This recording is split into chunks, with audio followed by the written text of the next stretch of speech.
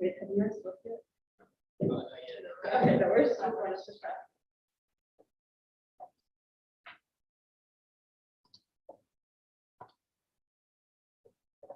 The books I messed up because I had the time wrong. That was on me now. No, you're good, you're good. I wanted to get going on, but.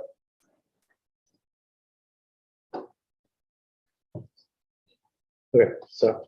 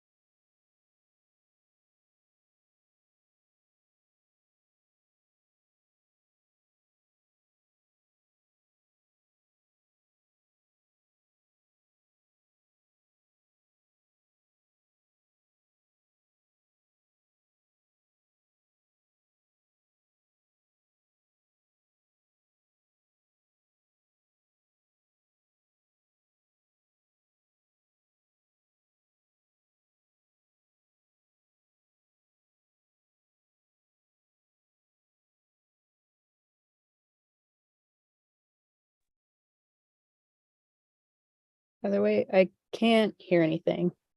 I don't know if It's on. It's on. Yeah, so. Still nothing. it says you're unmuted, but I still can't hear anything. I don't know if y'all, I assume y'all can hear me. I think it's my thing. I can start now.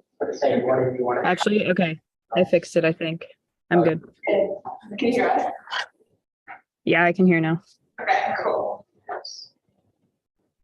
All right. Is anyone not ready?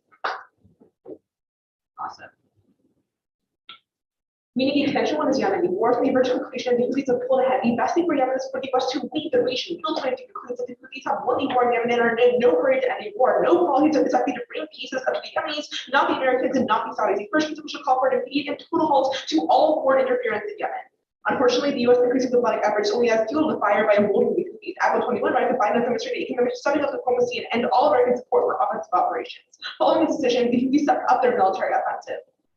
Has been currently proven as advocate to use. Since 2015, these use these fire opportunities to expand militarily. Diplomatic efforts are based on the delusion that these are open to a political solution. Failing to recognize that will prolong the conflict. The impact to the conflict is devastating. UNICEF reports that Yemen rates would be the largest humanitarian crisis to 17.8 million lacking access to safe water and hygiene. The same 22 quantifies that the war in Yemen has killed 377,000 people. In addition to US China, the Biden administration is focused solely on a Pacific Island diplomatic strategy. So much nature wrote that Biden is lavishing attention on the Pacific. The initiative plans to expand the number of diplomatic missions from 6 to 9 across the Pacific. This focus has come from a shift away from West Asia. Jacobo 22 argues that Biden has prioritized downsizing the US footprint in West Asia and countering the present threats originating from China. Canadian diplomacy will work the trade-off for two reasons. First, diplomatic efforts are finite. Cook argues that given finite resources and capacities, the U.S. cannot invest equally in every crisis. Second, new diplomatic efforts would necessitate deprioritizing China. Weiss 22 argues that the Biden administration concentrated on realizing its Asian ambitions. China comprehensively challenges the international order. They see departments as redoubled efforts. Those officials will need to make continuing progress with attentive focus on a few critical projects that adequate funding rather than spreading too thinly.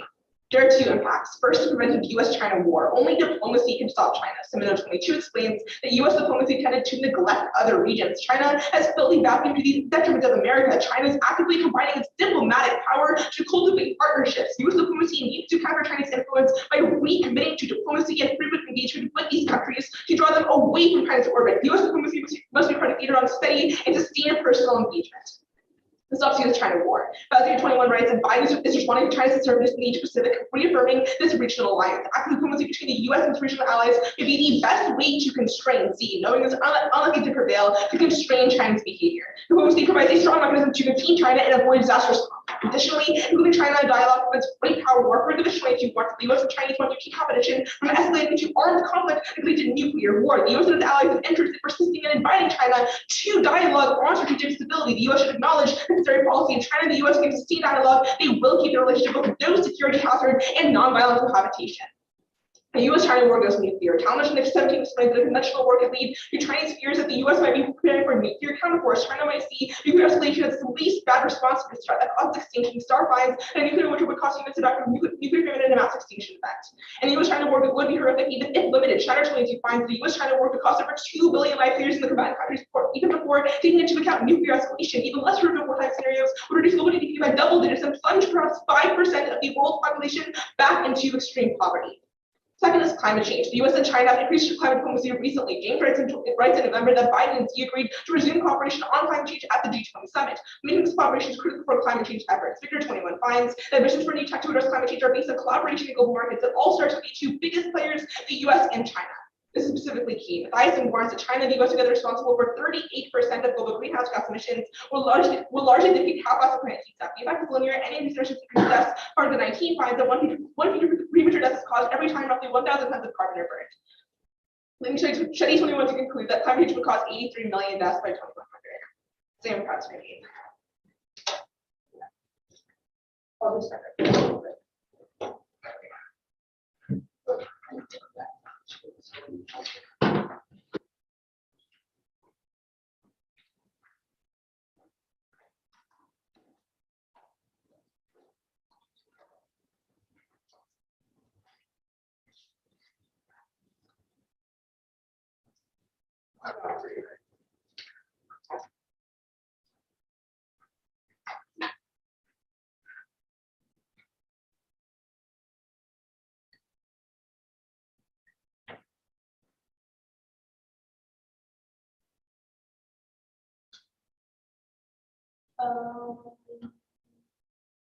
Okay, that's it. Let me go look at that.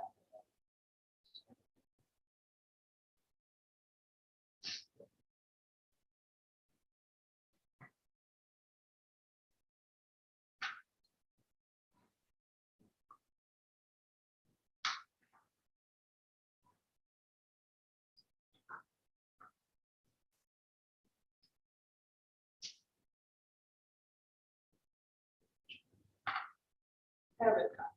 Oh, you got it? Oh, okay. Yeah.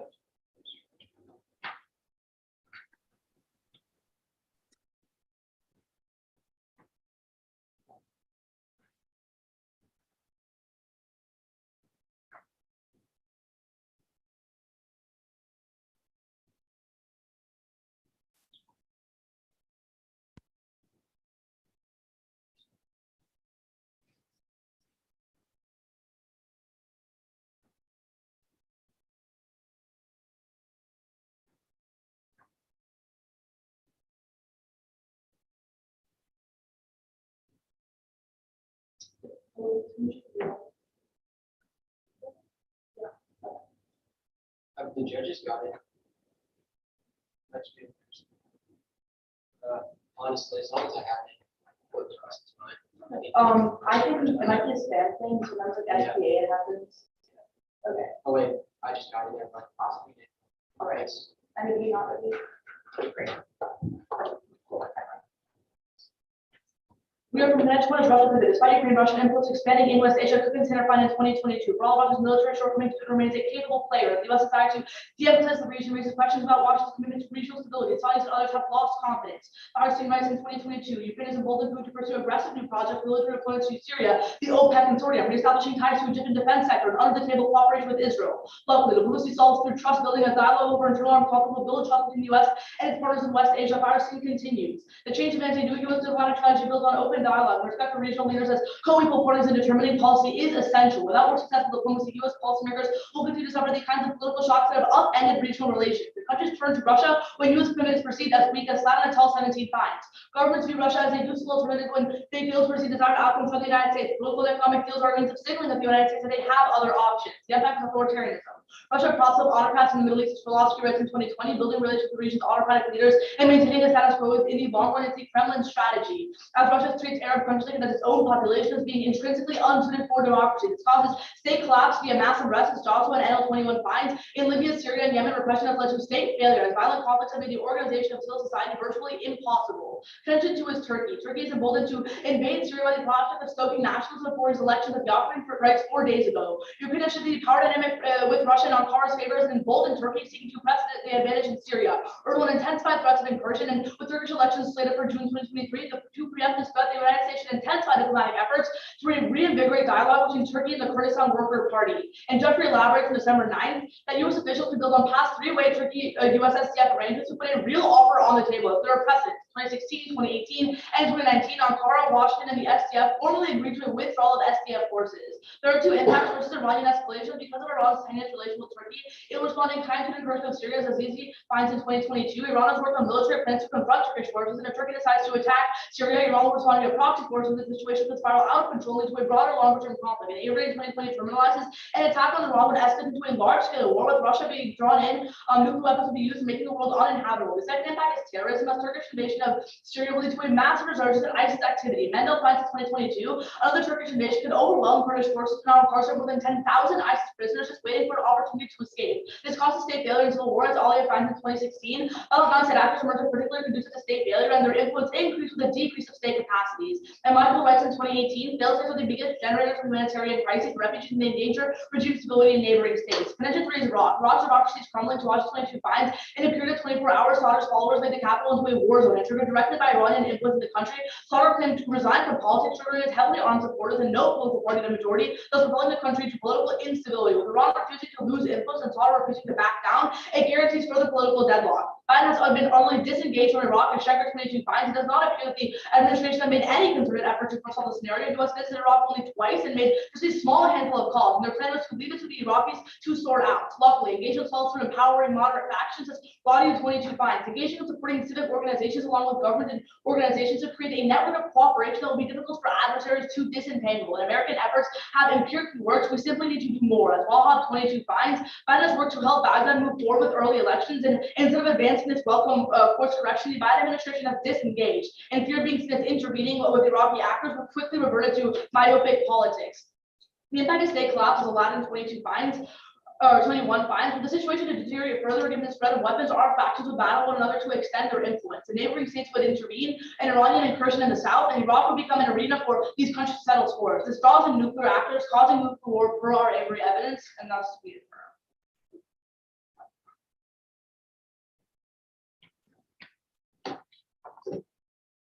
Let me know. We're like sit or Oh, sit's fine. okay. I'm comfortable. Right. We have the first question. Yeah, for sure.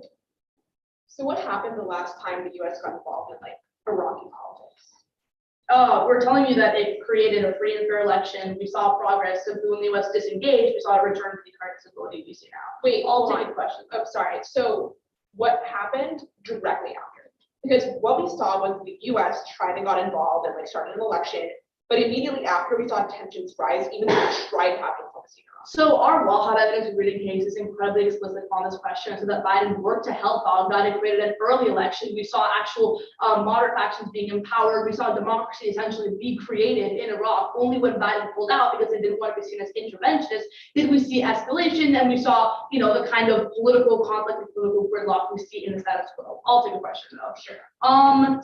Let's talk about China. So for your first impact about war, who creates the war? I mean, I would say like at any flashpoint, like our evidence is pretty explicit in saying, like if China sees the US as like preparing for a nuclear strike or preparing an offensive, we might see like nuclear strike as the next. That doesn't answer my question. Who's like gonna do the strike or who's gonna start the war? I mean, I would say like we don't even know. I would argue that if one of the country, well, I would say it's either US or China. Like we can't just be like, So oh, China has a no first first use policy. The US has a bunch of other like priorities they have. They wouldn't want to just start a random war in like the South China Sea. At that point, like it's pretty important that you isolate which actor has an incentive to start. I don't think so, because the incentive is there. What we're saying is that in one can I repeat? Yeah. If one of the actors sees the other one as about to launch a nuclear strike or about to be super aggressive, that's when they want to actually strike. The issue is for someone to US or China. the issue is for someone to be seen as starting to launch a nuclear strike, they actually have to have the incentive to launch a nuclear strike in the first place. So part of that is missing. There's no link to the war. But I don't think it matters if one of the actors doesn't have an incentive to nuclear strike, if the other actor perceives it as an incentive. But okay, so you're literally saying that no actor has an incentive to launch a nuclear strike, but one country is going to randomly think that they do. Exactly. Because if one country sees the other country, like they're like, oh, they're militarizing, they're doing all the stuff, they're proliferating, etc. They see that and they think they're going to nuclear strike us. Let's do that. I'm that saying is a very specific incentive that you're just not addressing. Okay, I have a question. Yeah, go ahead. So you talk about Turkey. Sure. When does Turkey's like rhetoric and I guess like aggression against the US increase? Like in the past. Like, I mean, I'm sure you can tell me. I don't think it's particularly relevant. Right. So it always happens whenever the US is involved in West Asia. When Yeah. the US is involved, Sure. that's when So, Erdogan is So interested the in war, this inner circle, yeah. ramps up violence, ramps up policies I see what against you the mean. US. The word you're missing is that Erdogan has two options when he wins elections. He can either A, invade, which means money, resources, lives, and whatnot, or B, he can spin concessions as a political narrative to show his people, look, Turkey is so strong, we're pushing back the PKK, we're pushing back the West, but it does not actually necessitate an invasion. That is why even if inflammatory rhetoric increases, that is so much better than him having to actually invade. That's fine. That's fine.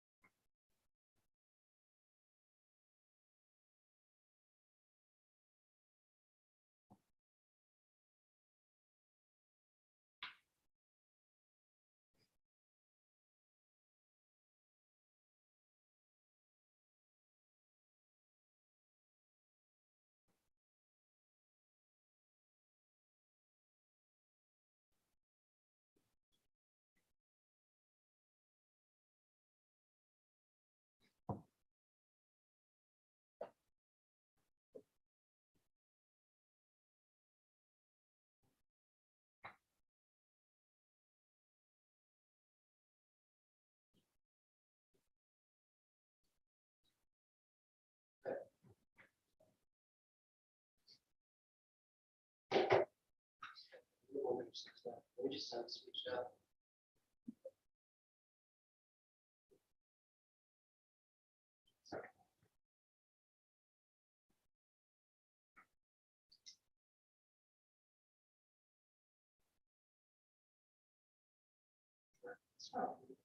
Yes.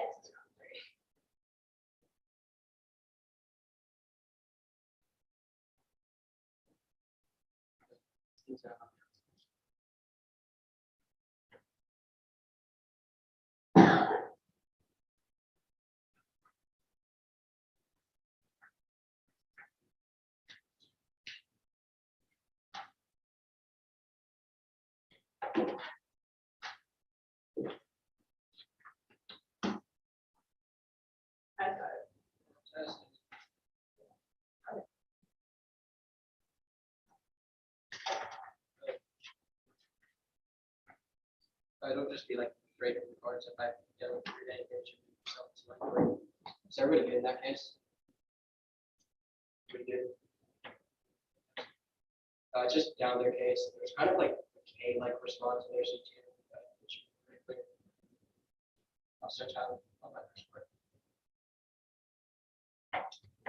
On their C1 about Russia, on the uniqueness claim, they say Russia's already in West Asia right now, but I'd argue that's inherently short term as the war in Ukraine continues to get worse, will eventually be forcibly, but specifically on the sovereignty of U.S. actions we don't solve. That's not true. A couple reasons why diplomacy fails in West Asia. One, West Asian partners want military assurance, not diplomacy. Second, to explain the Gulf wants us to maintain a robust and viable military presence, in addition to tactical and operational security cooperation. Some want a demonstrable security guarantee. Second, U.S. parties don't align with West Asian countries. Link Jane 20 rights leaders tend to build alliances. None of these decisions can pass. No Middle Eastern countries identify with U.S. threat perception. This is uniquely problematic because if we win that diplomacy fails, the U.S. is going to resort to military escalation. Iran proves how 20 rights of diplomatic talks with Iran failed. The United States prepared to turn to other options to prevent the country from attaining a nuclear weapon. This leads to conflict, war, murder, explains diplomacy to another war in the Middle East to eliminate Iran's nuclear threat. Instead of the U.S. reaching an agreement, international union will collapse, and the path to conflict will widen. Preferably turn to probability. Every single time diplomacy has failed, specifically in West Asia, we've always resorted to military violence. At the point at which they're not able to actually deter Russia, the alternative is going to be military escalation. But let's go on their C2 about Turkey. At the top, they say an invasion is going to happen. I argue it's not uniquely resolutional. Turkey's going to invade. It's not an internal armed conflict, but specifically on the uniqueness claim. Diplomacy is happening now and failing. The affirmative literally cannot solve. COVID 22 explains the U.S. and Russia urged Turkey to avoid escalating violence in northern Syria as Turkey's leader got a fresh incursion to get Kurdish militants. At that point, already tried diplomacy that hasn't uniquely been able to solve, make them prove why the affirmative would actually work. But specific to Syria, no link diplomacy fails. Even if we engage with Syria, it'd be an act of Congress. Right, rights in Syria, the Biden administration was down by full constraints that impede meaningful impact. Issues at home, systemic constraints on foreign policy priorities that would not place Syria among those to be top of the list. Second, though no link, the U.S. uniquely lacks leverage in Syria. Messiah writes the Biden administration will inherit little leverage in Syria that would suffice meaningful impact. The key failure of Obama and Trump said neither acknowledge the strategic interest the U.S. has in a stable Syria. Treating the country's conflict is a second-rate issue. U.S. efforts to put Syria would not meaningfully address structural issues. At this point, they uniquely cannot solve, but they're losing the ground of the impact scenario. They create a binary with terrorism. They make it seem like terrorism is uniquely good or bad without looking at what is actually the root cause of terrorism. That's a reason to reject blame because they are conflating all types of terrorist violence, which is leading to an escalatory spiral. The ISIS attack impacts they talk about with politically motivated threat construction. They shift the blame for the terrorist attacks from security agency to whistleblowers. The root cause of ISIS is U.S. Islamophobia and counterterrorism. Greenwald 15 explains it's a natural instinct to blame others. You want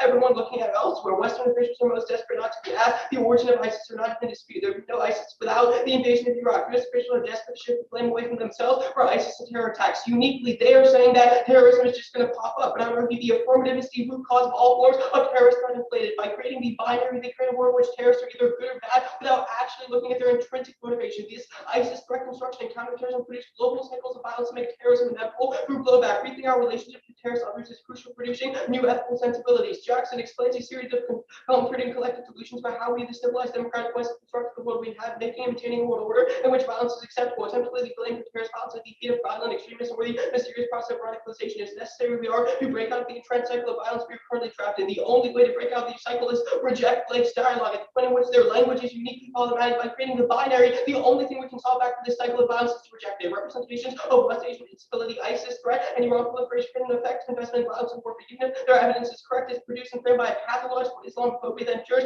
error, replication, and escalation. Griox 15 explains unimaginable human suffering, hardship, perpetuating through the U.S. war machine in West Asia needs of an angry and green public for revenge to find unchecked Islamophobia. Almost any report of a terrorist attack after like the active language war, patriotism, surveillance, and retaliation. We must reject their dialogue. This uniquely turns history about the Iraq at the point in which the U.S. is the root cause for all conflicts. But let's go on it. They say that they can solve with diplomacy. The big link is they say if they solve with Sadir negotiating with Iran. The big problem is Sadir, his whole premise of his constitution is that he literally hates the United States. Same with Iran. At that point, diplomacy never fails to make them recard specific to the individual actors in the region. Second, I would argue that there's so many anti-American sentiments with Iraq, meaning they're not able to stay up. And third, that's literally another linkage to terrorism at the point in which they go into Iraq. They're fueling more anti-American sentiment. They're perpetuating the binary. That's a reason to reject them. Pre-Fiat comes come first. This is a big problem.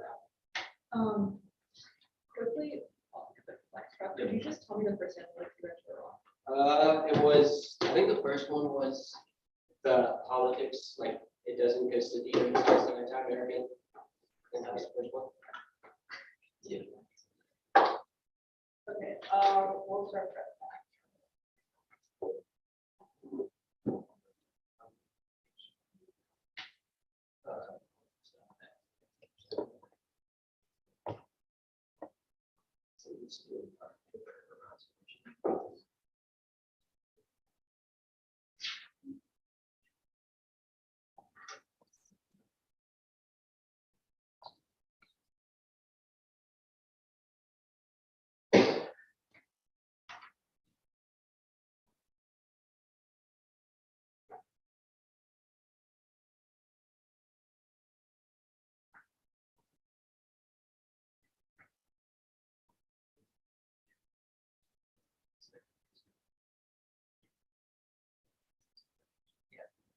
Okay, that was 47.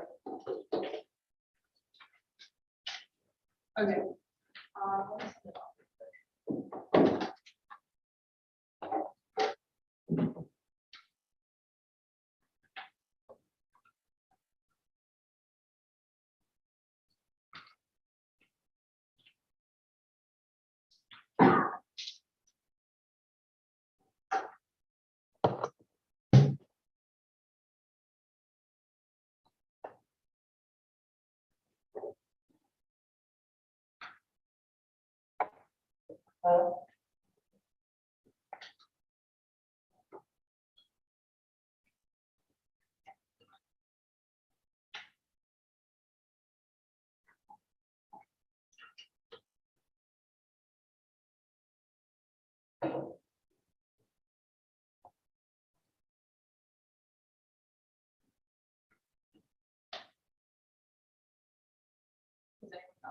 I just got it.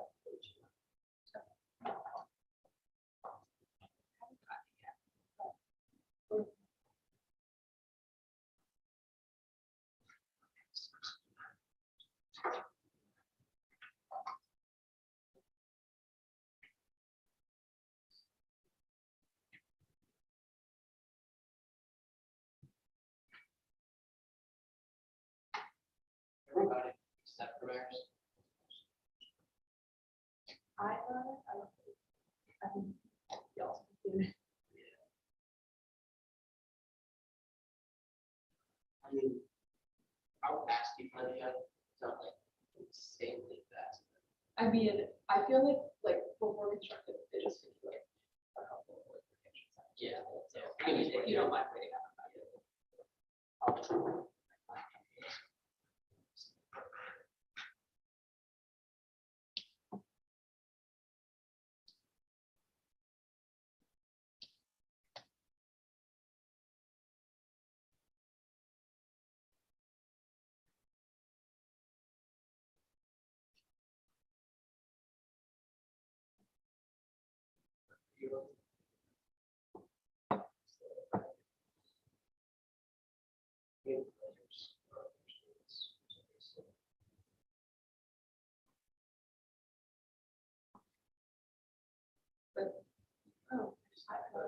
You just gotta, you have it up.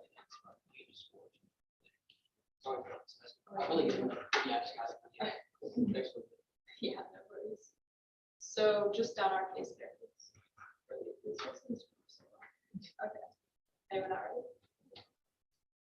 On the overview, they say countries in the Middle East or in West Asia want more military commitments. No, they want engagement on internal armed conflict to stabilize the region. It doesn't say countries dislike diplomacy, just that they also want military. Then they say countries don't align with the U.S. Article 21 rights, that the U.S. is deemed essential the only party that has a convening, combating diplomatic way needed to rally all parties and represent the interests of global security concerns. For this, our evidence is based on interviews with experts and policymakers from Middle East countries. They've been asserted. Then they say Iran, lack of diplomacy will lead to conflict. One, diplomacy is failing in the status quo in their world. Dialogue on the Iran nuclear deal has collapsed. So militarism is inevitable. And secondly, it would just bolster alliances for their first warrant. On our first contention, they say Russian engagement is short-term, but they've conceded our uniqueness evidence that is funding countries through proxy. So even if it's Baghdad and Ukraine, it can still expand to the Middle East. On Turkey, it's all defense.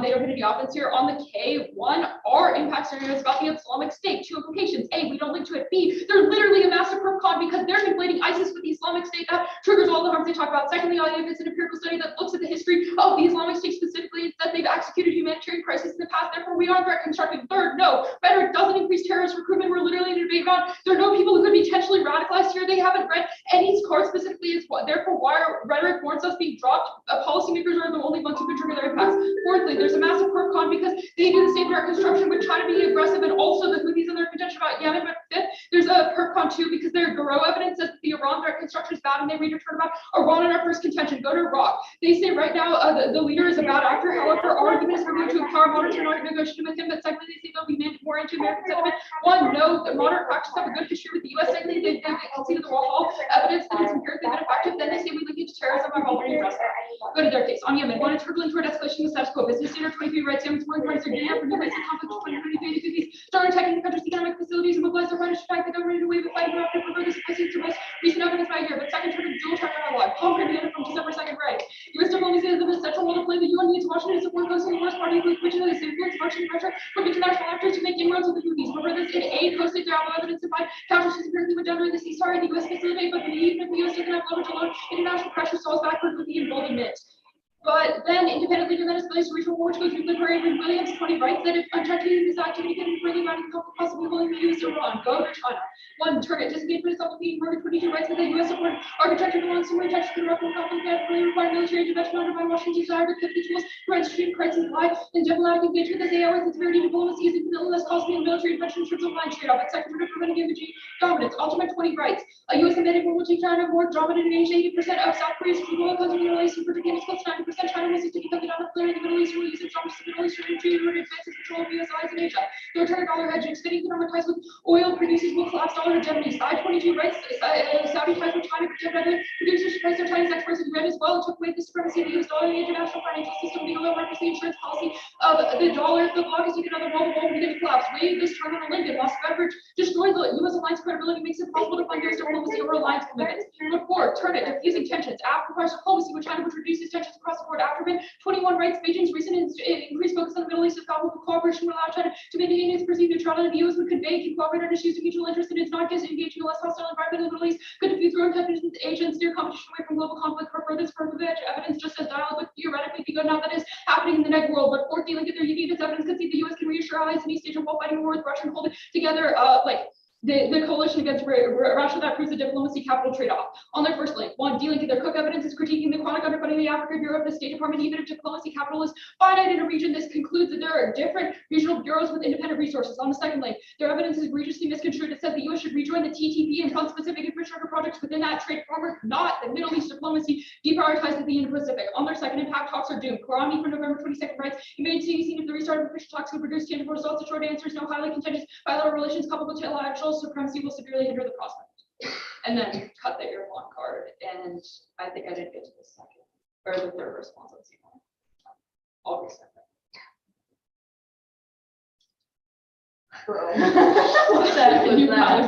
Sorry about the national anthem.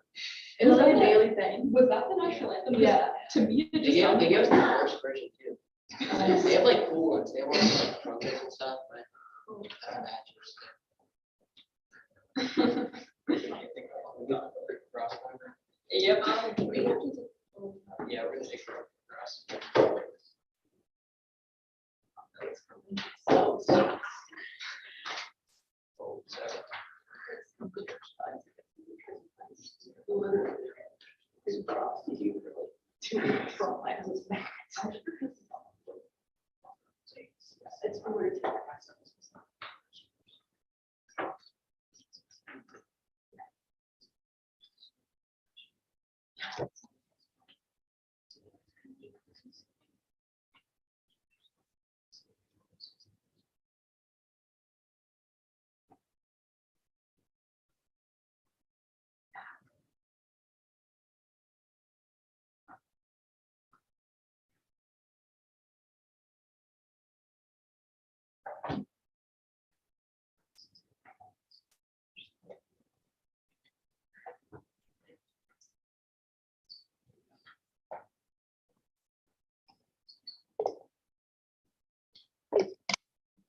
Yeah.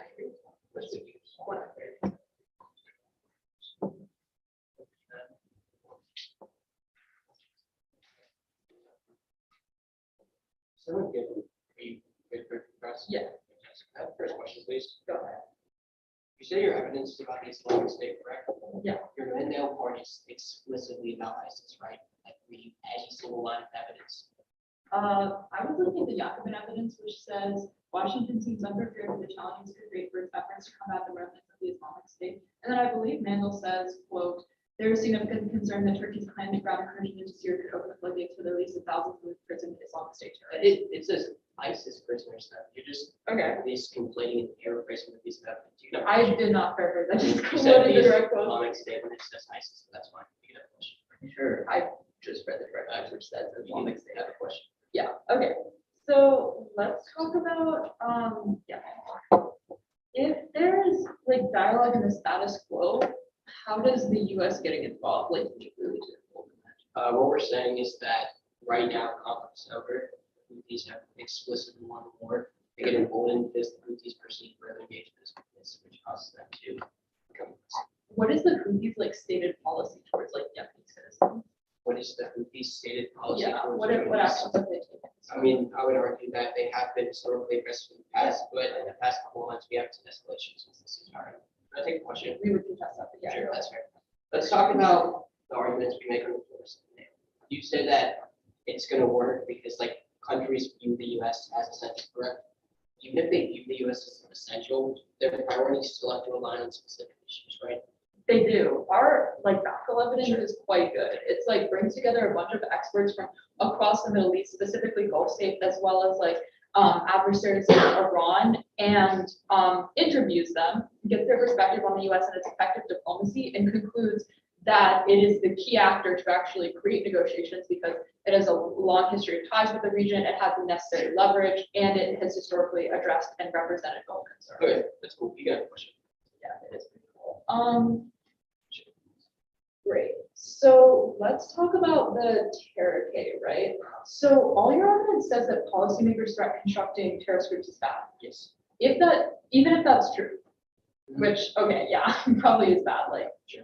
the war on terror, not great. Yeah. But like, how does our rhetoric as debaters, not policymakers, not in a position of like influencing what the US does, not like creating propaganda that talks about our efforts? So I would say that it's not only at like the pre-Fiat level, it's also at the Fiat level itself. The impact we read off that is that this direct construction uniquely fuels the US war machine within West Asia, which means it's like functionally a case term on all of your sovereignty. how? Second, I would say, I mean, it uniquely says it fuels the war machine. It's used to justify violence. Though second, What in violence response to would like, the US yeah, take? like all US intervention. Second on the claim about it not being the Islamic State, ISIS changed the name to Islamic State in 2014. Okay, so just to be clear, Absolutely. you can only win offense off this cave. You prove that hypothetically, after we do the act, US will use threat construction to re-intervene in other areas. I would say no. But when I asked you about pre-Fiat rhetoric, you said I there was. mean, I would argue we can win however we run it. Okay, sure. When you throw it. People, so.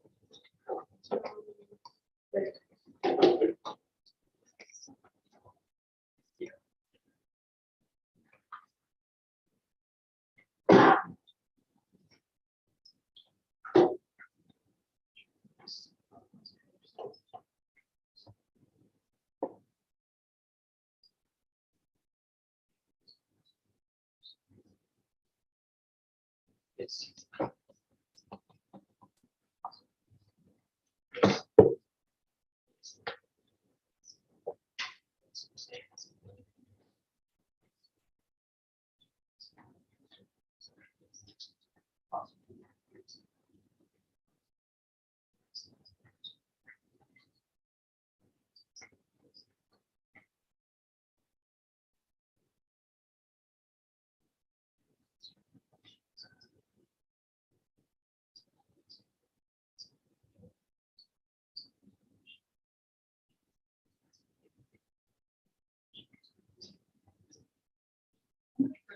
We have 50 seconds left, I believe.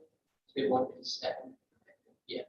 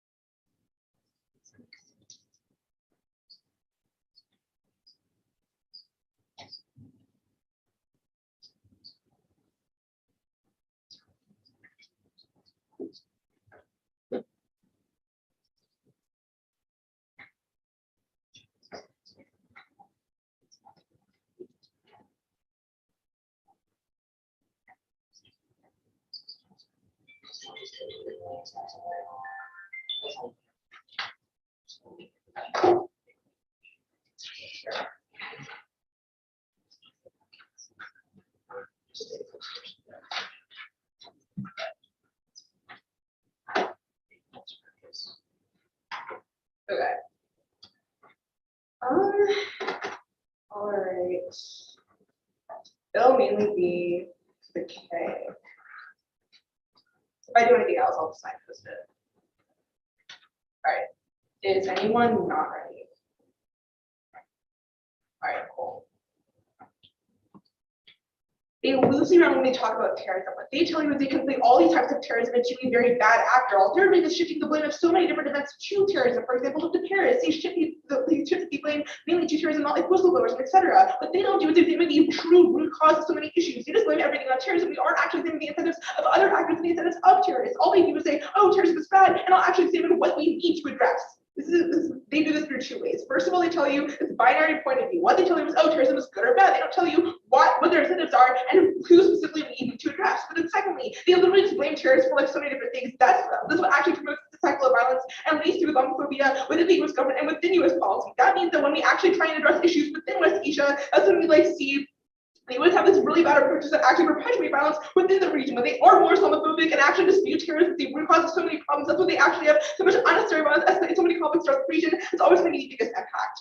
It's really important for 3 reasons. First of all, this exacerbates every single West Asian conflict because we see like more conflict begin across the region because Islamophobia is used as an excuse for so many different things. Like to Iraq, for example, they literally use Islamophobia as an excuse to intervene in these regions unnecessarily. But then secondly, they make US policy really ineffective when it's influenced by Islamophobia at its core. But the third, even if diplomacy does work as they tell you, it actually emboldens the regime because the US will see their success in West Asia as like showing them how terrorism and Islamophobia is the root cause of so many different things as a constructive threat that actually emboldens them to be more aggressive in the long term, even if diplomacy might work somewhat. Let's go to the response D. First thing is that they like don't link into it and we're conflating ISIS with Islamic State. 2 things here. First of all, we literally see the ISIS and the Islamic State being the exact same thing. Secondly, they talk about ISIS in their own evidence, but then they tell you how like these people are being radicalized. That's not our war. Our war is that what they're doing is threat constructing. They're making like terrorists and these other groups as which is a huge threat when it's really not. But then they tell you how we do the same thing with China and Iran. But change here, first of all, we put it in historical context. We tell you that in the cases like Iraq, where the US uses Islamophobia and all these sort of sentiments towards like actual action and unnecessary violence and escalating conflict and escalating like millions of deaths across the region, that's actual historical context. But then secondly, like we always talk about the US diplomacy being bad, not specifically China and Iran being bad. We're telling you like how the US approaches are not going to be good in terms of like interacting with the incentives of these actors, not like just conflating these like threats. What they do instead is they actually like inflate these like terrorist threats where they're not as big as they say. Let's look at like just the way wing level, I would argue that even if they win, all the arguments of diplomacy might work. What happens in the long term and time frame wise is that we see the US actually see Islamophobia as a root cause of so many problems in West Asia. That's where we see the US be much more aggressive throughout the region when they promote more Islamophobia and this like bigger like picture and this bigger perception of that being the root cause of so many problems. That's when we actually see these happen. This always comes before any of their like case at all their cases because A, we see like a bigger impact. We literally see like this any kind of conflict or like problem through in West Asia. But then B, I would argue that like again, long term, we see this actually impact like more aggression, more US aggression, even if like short term diplomacy might work. Okay, we'll take that.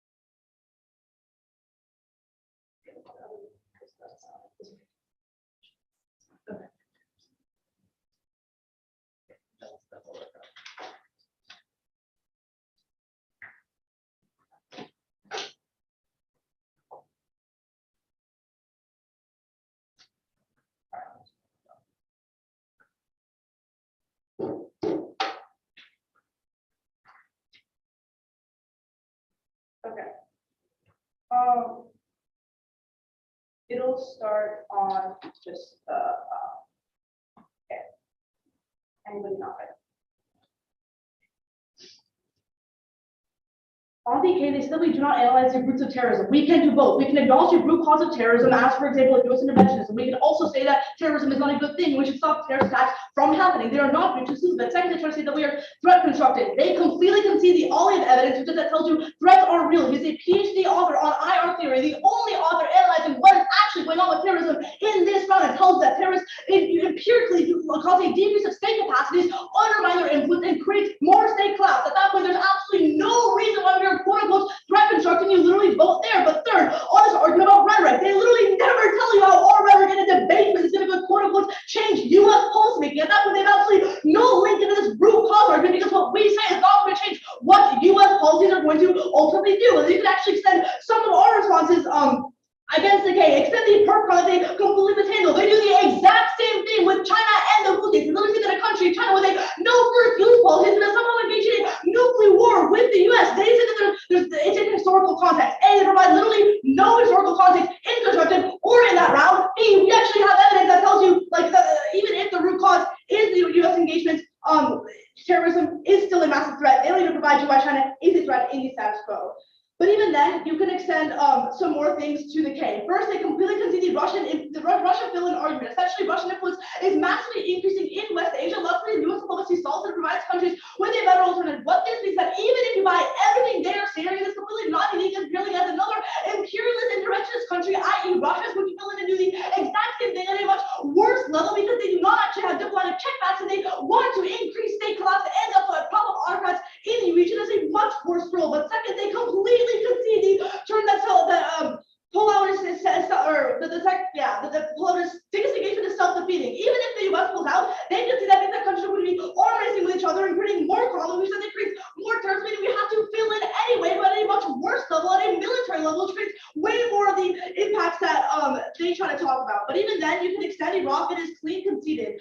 They concede that distrust in the government is increasing and democracy is currently crumbling because Biden has empirically disengaged. Luckily, the affirmative solves through empowering moderate factions to provide a viable alternative, and U.S. efforts have empirically worked. The impact is stopping fake clouds, because without this empowerment, we see factors fighting for power and control, which would ultimately cause conflict, which will low nuclear base of countries like Russia or whatnot getting engaged. So that's going to do the weighing. First first on Lincoln, because Iraq state collapse forced the U.S. to reintervene militarily in the Middle East through alliance commitments and countering Iran, which is cold conceded Avery evidence that is way more violent manifestation of Islamophobia than little diplomacy, which they concede we can actually make work with Iraq, who's done it before. We take their own interest into account. But second, it's time because Iraq state collapse immediately causes massive humanitarian crisis. They only have access to a nebulous long-term decline in U.S. diplomacy. But they say the loose diplomacy is ineffective. Again, they can work with the countries they work with.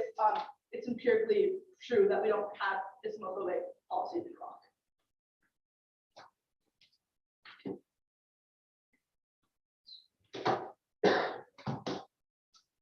Can I ask a question? Yeah, go ahead. So why, what was the US's reason for getting more involved in Iraq and Afghanistan? But our argument is about diplomacy. Right? Yeah. No, so yeah, I'm asking. Our argument is that the US has alliance connections. That's not what I'm asking. What I'm asking is what was the US justification for being very, very involved in the Iraq and Afghanistan conflicts? Those are military engagements. Our argument is that the US justification for being diplomatically involved is A, it has an interest in the stable West Asian region, and B, it is alliance commitments to Iraq, so it helped them out in order to empower moderate Okay. I mean, that's sections fine. and set up it's more than fine because all of our evidence is conceded coming out of stuff. I mean, yeah, you just did not answer my question. What I'm trying to get at is that the whole reasoning and justification that the US was having for being unnecessarily involved in all these conflicts in West Asia was Islamophobia, was these same sentiments that you were promoting through debating terrorism. Sure. Right now, a bad actor that's There's a couple of really big issues with this. First is you all concede we are not threat constructing because the only evidence analyzing what terrorists are doing is our conceded ally of evidence, a PhD analyst of international relations that tells you that empirically terrorists do terror in the region does increase state collapse and whatnot. Yeah, but here's the thing. Yeah, but second, sorry. You're good. But second, so again, US doing military intervention is not the same thing as US doing diplomacy. Even if the US could be whatever, an Islamophobic actor, uniquely, because of the disengagement turn, it actually becomes way worse if the region is more unstable. If we're simply doing diplomatic action, it's going to stay at that. It gets worse when the US has an avenue to do military. Seriously, real issue with that. Sure. The thing with diplomacy is what the US is doing with diplomacy is painting terrorism and ISIS as the root cause for so many conflicts and so many issues in West Asia. What you're doing Good is thing we don't do oh, that, can I so- quickly finish? You talk for a while. So what you tell me is that ISIS and terrorists are tweeting all these conflicts, etc. Sure, that's fine. What we're saying is that A, you're not analyzing the incentive, the root cause of them actually taking these actions. But secondly, you're not examining it as a whole. We can be historical context, for example, So, Iraq, where It's almost 2:30 and we haven't even asked. that's fine. Yeah. You have a question. Okay, so are you guys extending any pre-fiat reasoning as to why our dialogue alone justifies your offense? I would say that's the same responsibility we have to put on directly. Okay, so that's not a reason why you create change in the debate space. You just have to win that US policy making is in the imaginary policy making simulation of debate is more effective if we do it Sure. years long. And I would also say that Okay. managers, policymakers, so impact US policies. That's basically time. Yeah, sure. I want to enjoy my 6 seconds left. That's fair. Enjoy it while it lasts.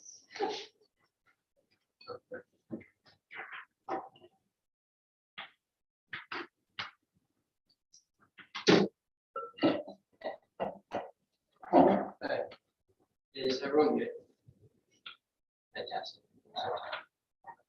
It's just gonna be basically the K, then Wayne, the trust figures.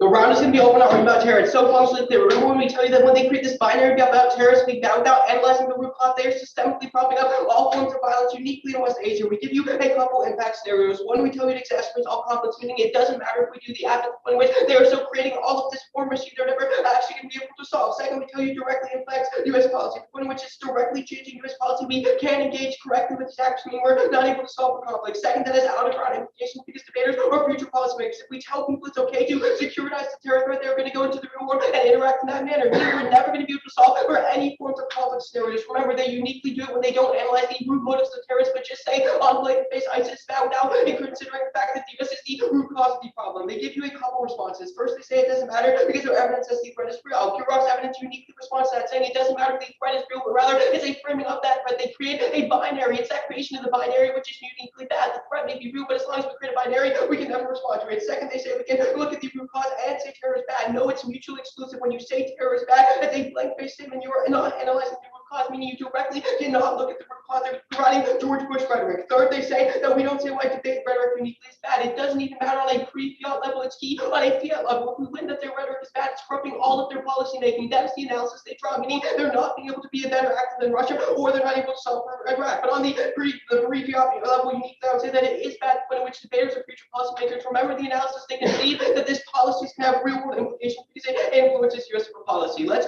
weigh it out in response. While they're seeing about Russia, they just make this claim that Russia is going to be uniquely worse. But our the point in which they are securitizing the threat, they don't prove why the U.S. is any better than Russia. But on Iraq, remember, Iraq has the most negative U.S. sentiment. So when they prop up a terror threat, they are never able to solve for the actual root cause of the conflict. But on the argument, we do the same thing when China and the Houthis are argued that is unique. You have to look specifically at the terror social contract. That is the worst form of threat creation. Second, I'd argue back then we at least look at the actual cause of the conflict. They just say on blatant face that terrorism is bad without reading an actual one. But even if their evidence is correct, it's still reason to reject that.